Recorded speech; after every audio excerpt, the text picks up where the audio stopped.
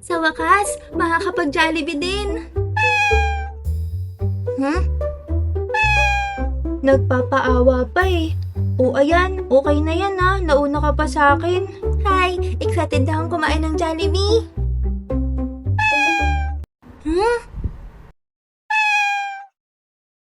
Naubos mo agad? Kakabigay ko lang sa'yo ah. O ayan, tama na yan ah. Ako naman. Hi, ito talagang hirap maging isang permam. Isusubo mo na lang, ibibigay mo pa sa kanila.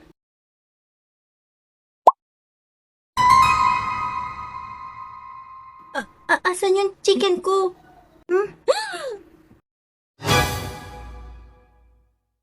Ibalik mo yung chicken joy ko!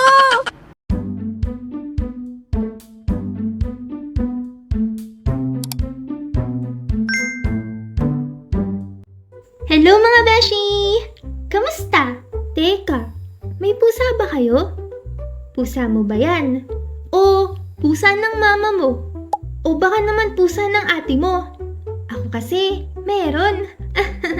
At isishare ko sa inyo ang iba't ibang experience ko sa mga naging pusa ko na baka makarelate ka. Teka, i-comment mo pala sa baba kung anong kulay ng pusa mo. May lahi ba yan? O puspin? Ako may puspin, tapos may lahi din. I-comment mo at babasahin ko. So, sisimulan ko ito sa pusa ko na hindi ko makakalimutan. Ang pangalan niya ay Bushipat. Hindi dahil sa pat siya kundi dahil patang ulo niya. Alam niyo ba? Hindi pa malamang. Malalaman niyo na. Noon sigurong mga 3 months old pa lang yung Bushi ko, sa sobrang kalikutan niya, ay naipit ang ulo niya sa butas ng pader namin. Teka, pakita ko sa inyo yung picture. Kawawa talaga siya dyan eh. Mahilig kasi nang isuot yung ulo niya kung saan-saan. Kaya ayan, naipit tuloy. Umiiyak na nga ako nun kasi hindi ko maitulak yung ulo niya palabas. Kasi nasasaktan siya. Sinabi ko nga sa papa ko, nasirain na lang namin yung pader. Sabi ba naman ng papa ko, Hayaan mo lang. Huwag mo kasing tinutulungan. Kasama yan sa paglaki. uy, lalo talaga akong umiyak nun. Buti na lang, siguro flexible talaga yung mga pusa. Siya na rin mismo ang nakalabas ng ulo niya sa pader. Yay! Ito namang susunod na kwento ko ay ang experience ko sa pusa ko na sobrang lambing dahil isa siyang massager. Meron din ba kayong naging pusa na massager? O yung pusa nyo ngayon ay isang massager? Ang ibig kong sabihin na massager ay yung dalawang kamay niya sa harap ay paulit-ulit niyang pinipindot yung katawan mo. Ganun siya mag-massage. Gets nyo? Hindi lahat ay naka-experience o nagkaroon ng pusa na massager. Madalas masakit lang kasi may kuko. Kaya kailangan nagugupit din natin yung kuko ng mga pusa natin, lalo na kung yung pusa natin ay isang massager. Pero minsan, kapag sobrang busy ko, ay hindi ko talaga nagugupitan ng kuko yung pusa ko. Kaya tinitiis ko na lang. Ayoko kasi siyang itaboy eh. O kaya patigilin yung pagmamassage niya. Ayoko kasi siyang magbago. Kasi kapag pinaalis ko siya, baka isipin niya na ayoko yung ginagawa niya. Selly, sa tingin mo, bakit kaya siya nagmamassage? Eto, alam niyo ba?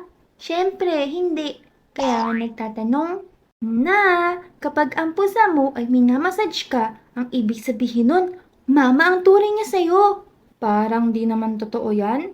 Sabi nila, yung ginagawa daw nilang pagmamassage sa atin, ganun din daw yung ginagawa nila sa mama nila nung baby sila habang dumidede sila. Napansin nyo? Diba? Diba? Oh, diba?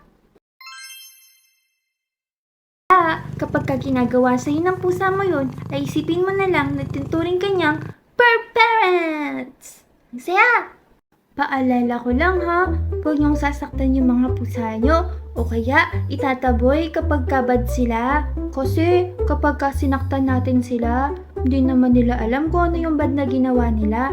Isipin na lang natin kung ano yung pagkukulang natin, bakit sila naging ganon. Baka nagugutom lang kasi talaga sila, kaya minsan nakakapagnakaw sila.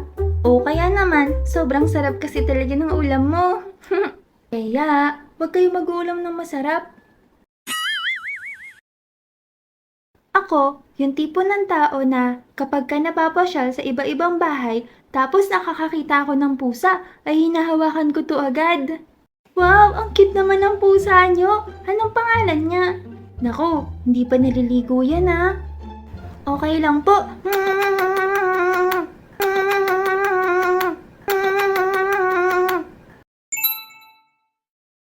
Ang amoy kasi lagi sa akin ng pusa ay mabango. Naligo man to o hindi. Sobrang naaawa naman ako kapag kami mga kuting kami na kapag ka nalaman ng mama ko na kumakain na to ng matigas, katulad ng mga kanin, ng mga ulam namin, kahit sobrang baby pa nito at dumidede pa sa mama, ay ipinamimigay agad ito ni mama kung kani-kanino. Tapos yung magkakapatid, pag nakikita ko magkakahiwa-hiwalay na sila, nalulungkot din ako at saka naaawa. Iniisip ko, kapag ka magkakalayo na sila, ay umiiyak sila, tapos naghahanap ng dede. Ano namang magagawa ko? Hindi ko naman sila pwedeng kunin lahat, tapos alagaan. Lalo, magagalit si mama kapag ka sobrang dami na daw pusa sa bahay. Kahit sabihin ko kay mama na, Ma, alagaan na lang po natin itong dalawa. Sobrang lambing po at saka sobrang cute. Promise po, ako na po ang maglilinis ng mga poops nila at saka magpupunas kapag ka nagwiwi po sila. Ako na rin po magpapaligo sa kanila. Tapos po magpapakain. Huwag niyo na po silang intindihin. Ako po ang bahala sa kanila. Please lang po mama, alagaan na lang po natin sila. Nako, hindi naman totoo yan. Pag nagtagal at nagsawa ka, ako rin na maglilinis yan at saka magpapaligo at saka magpapakain. Ayun, totoo naman. Itong huli ko kwento ko, na-experience ko sa pusa ko, ay hindi naging maganda. Bakit? Nakagat ka no? Nakagat ka no? Hindi. Nakagat ka? Hindi nga. Oo, nakagat na ako ng pusa. Pero, hindi yung pusa na to. Next time, ikukwento ko sa inyo kung bakit ako nakagat ng pusa na yon. Pero, hindi yun yung pusa na tinutukoy ko. Sa susunod ko na lang ikukwento yung mga gusto ko pa i-share sa inyo tungkol sa mga naging experience ko sa mga naging pusa ko. Madami pa eh. Oh, kayo mga beshi, anong experience niyo sa mga naging mga pusa nyo o kahit aso na maganda o kaya nakakatakot? Teka, natatakot ba kayo sa mga pusa? Ako kasi hindi ako natatakot kahit saan ako makarating basta makakita ako ng pusa, niyayakap ko to agad.